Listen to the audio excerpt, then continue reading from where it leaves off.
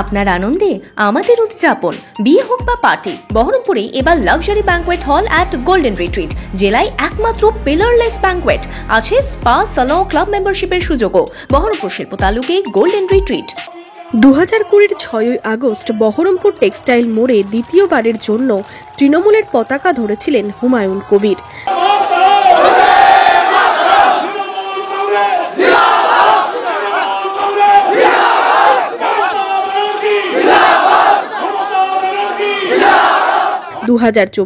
নভেম্বরের হালকা শীতে তৃণমূল কি হুমায়ুনের অস্বস্তির কারণ হয়ে দাঁড়িয়েছে?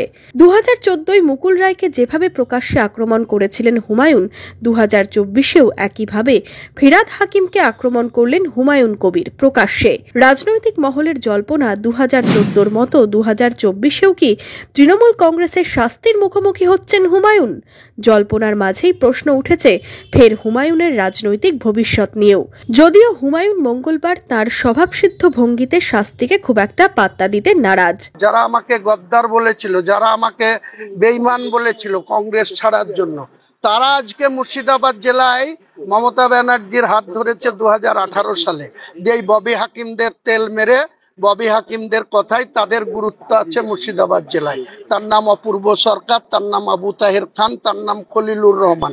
খলিলুর রহমান একটা রাজনৈতিক লোকই না, সে পাকা ব্যবসাদার। সে কি করে 4-4টে পোস্ট পায়? সে হজ কমিটির চেয়ারম্যান হয়ে যায়, সে ওয়াকফ বোর্ডের মেম্বার হয়ে যায়, সে অন্য কিছুতে স্থান পেয়ে যায়, সে জেলা সভাপতি হয়ে যায়, সে এমপি হয়ে যায়। যারা তোষামোদ করতে পারবে তারাই তো নেতা। এখানে কি আছে শৃঙ্খলার? কিন্তু এক শ্রেণীর লোকরা তাদের ক্ষমতা খর্ব হবে বলে এখন নেত্রীর কাছে গিয়ে রাত দিন কানের কাছে বলছে যে এই করেন না, এই করো না, এই করো না দিদি, এই করো না। সব থেকে যে ডিসিপ্লিন বেশি ভঙ্গ করে সেই ডিসিপ্লিন কমিটির যে পার্টির হয়ে কিছু করে না, সেই আবার কোঅর্ডিনেটর হয়েছে। তো এটাই আমাদের দুর্ভাগ্য, মুর্শিদাবাদ জেলার ভোটারদেরও দুর্ভাগ্য। আমি বলছি কতিপয় ব্যক্তি তাদের নিজেদের স্বার্থ বিঘ্নিত হবে বলে মমতা বন্দ্যোপাধ্যায়ের কাছে নাম্বার বাড়ানোর জন্য এসব করছে। তারা সময় আসলেই।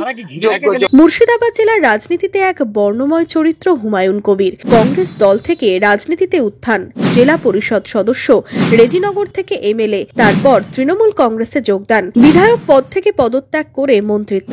মন্ত্রী থাকাকালীন তৃণমূলের টিকিটে বিধানসভা ভোটে দাঁড়িয়ে পরাজয়, মন্ত্রিত্ব থেকে পদত্যাগ, মন্ত্রিত্ব চলে যাওয়ার পর জেলা তৃণমূল নেতৃত্ব হিসেবে কাজ শুরু। দলের সঙ্গে মনোমালিন্যে তৃণমূল ছেড়ে নির্দল হিসেবে ভোটে দাঁড়ান, তারপর আবার যোগদান কংগ্রেসে। কংগ্রেসে মন না টেকায় 2018 সালে বিজেপিতে যোগদান। 2019-এর ডিসেম্বরে আবার বিজেপির সঙ্গে সম্পর্ক ত্যাগ, মাসাটেকের বিরতির পর আবার যোগাযোগ তৃণমূলে। হুমায়ুন কবিরের বারবার এই রং বদল নিয়ে বিরোধী শিবিরে উঠেছে সমালোচনার ঝড়। নতুন বছরে দলবদলু হুমায়ুনের রাজনৈতিক ভবিষ্যৎ কোন দিকে যায়, নজর থাকবে সকলের। হুমায়ুনের রাজনৈতিক কেরিয়ারের দিকে তাকিয়ে রাজনৈতিক মহল। Bureau report, imagine community media.